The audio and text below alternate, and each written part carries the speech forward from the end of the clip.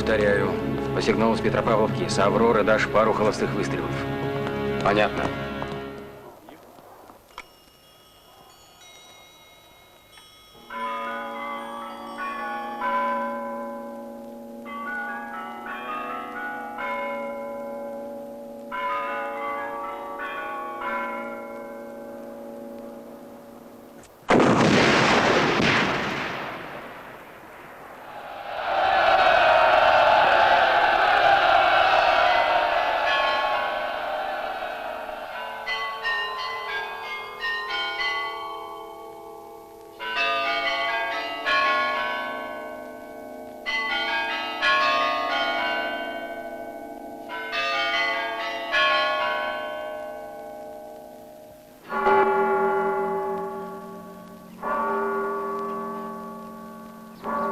Я снова вспоминаю тот день, тот первый день советской власти, тот первый петроградский снег.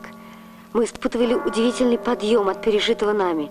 События одно с другим час за часом разворачивались на наших глазах, события, изменившие ход истории. Ты их фиксировал в своей памяти, и они постепенно превращались в страницы твоей книги «10 дней, которые потрясли мир».